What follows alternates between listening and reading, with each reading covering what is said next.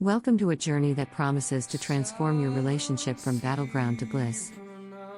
Did you know that, according to psychologists, a whopping 69% of relationship conflicts are unsolvable?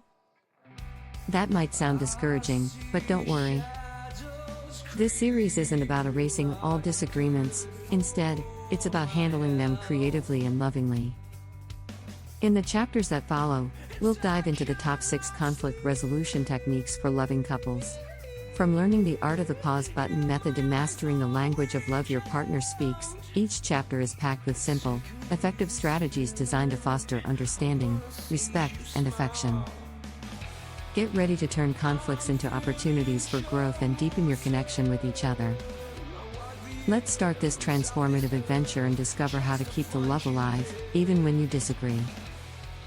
Chapter 1, Harmony Hack, the pause button method. Have you ever wished you had a pause button during an argument with your significant other?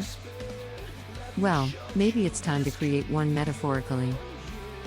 When emotions run high, pressing pause on the conversation can prevent a volcanic eruption of words that we might later regret. It's like hitting the snooze button on your alarm, only this time, it's to give you space to cool down before you speak. Pausing has been shown to shift the brain from its emotional state to a more rational one. This transition is crucial because, during heated moments, the emotional brain can take over, leading to reactions we might not intend. According to Dr. John Gottman, a leader in marriage and relationship research, couples who learn to take breaks during arguments tend to resolve conflicts more successfully and have longer-lasting relationships. Implementing the pause button method is simple but powerful. When you feel the tension rising, propose a timeout. Be clear that this isn't about avoiding the discussion but about respecting it enough to want to continue when both parties are calm. A phrase as simple as, "Can we pause for a second? I need to cool down," acknowledges the need for space without dismissing the importance of the issue at hand. During this pause, engage in activities that reduce stress. Whether it's a walk around the block, some deep breaths, or even meditating for a few minutes, find what helps you regain your balance. The key is to return to the conversation with a clearer mind and a calmer heart. Remember, the pause button isn't just about stopping, it's about recalibrating and responding more thoughtfully. As the saying goes, speak when you are angry, and you will make the best speech you will ever regret. Chapter 2, Empathy Engine, tuning into your partner's feelings. Turning the empathy engine on means tuning into your partner's feelings as if they were your own. But this doesn't mean you need to agree with them all the time. It's about understanding their perspective. Empathy in conflicts acts like a bridge that connects disparate shores, allowing you to meet in the middle. Why is empathy so powerful? Because it directly counters one of the biggest roadblocks in any argument, misunderstanding. A study from the American Psychological Association shows that empathetic partners are more likely to resolve conflicts effectively because they understand each other's underlying feelings and needs. To cultivate empathy, start by actively listening. This means listening to understand, not to respond. When your partner speaks, focus entirely on their words. Nod, make eye contact, and maybe even repeat back what you heard to ensure you've got it right. This simple act shows that you value what they're saying and are engaged in the conversation. Next, express empathy by acknowledging their feelings. Phrases like, "It sounds like you're really upset about this," or, "I can see why that would make you sad," validate their emotions without immediately trying to fix the problem. This validation is often all a person needs to feel heard and understood. Bringing empathy into your conversations can transform them.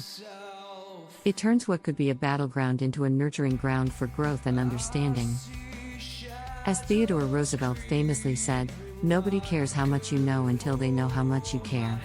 Chapter 3, Solution Symphony, crafting win-win scenarios. Finding a solution that makes both partners feel like winners might sound like a tall order, but it's entirely possible with the right approach. Think of it as composing a symphony where every note matters, both of you contribute to creating a harmonious solution. Start by identifying mutual goals. Even in disagreements, couples often find that their end goals aren't so different. For instance, both might want to feel more appreciated or spend more quality time together. Recognizing these common goals sets a positive tone for negotiation. Next, practice the art of compromise. Compromise doesn't mean one person gives in, rather, it's about finding an innovative middle ground. For example, if one of you wants to save more money, while the other wants to spend on a vacation, start by agreeing on a budget that allows for a bit of both.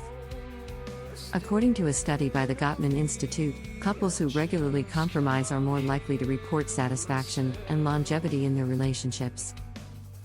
It's also helpful to brainstorm multiple solutions together. Write them down, discuss their pros and cons, and see which options align best with your shared goals. This strategy not only makes the decision-making process transparent but also shows that you both have a say in the final outcome. Remember, crafting win-win scenarios is about respect and creativity. As Dr. Phil often says, sometimes you make the right decision, sometimes you make the decision right.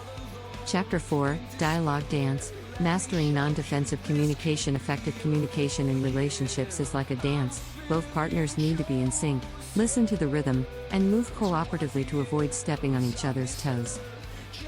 Mastering this dance, especially during conflicts, means adopting non-defensive communication. Start with I statements. Replace accusations like, "You never listen to me," with, "I feel ignored when I talk, and it makes me sad." This small shift can dramatically decrease defensiveness, as it focuses on your feelings rather than blaming your partner. Active listening is another key step. This means really hearing your partner, not just planning your next argument while they speak. Reflect on what they're saying and show empathy. According to communication experts, active listeners often enjoy deeper personal connections and less frequent conflicts. Avoid absolutes. Phrases like "you always" or "you never" can trigger a defensive response. Instead, be specific about behaviors and focus on particular instances. This clarity helps prevent the conversation from escalating into general criticisms, which can be damaging. Lastly, keep your body language open and receptive. Uncross your arms, maintain eye contact, and nod to show you're engaged. Nonverbal cues can speak as loudly as words in showing your partner you respect and value their perspective. Chapter 5, Forgiveness Formula. Releasing resentment. Forgiveness isn't just a virtue, it's a vital component in any relationship. It's about letting go of grudges to make room for more peace and happiness. Let's unpack how to embrace forgiveness, even when it's tough. First, understand what forgiveness is and isn't. Forgiving your partner doesn't mean forgetting or condoning what happened.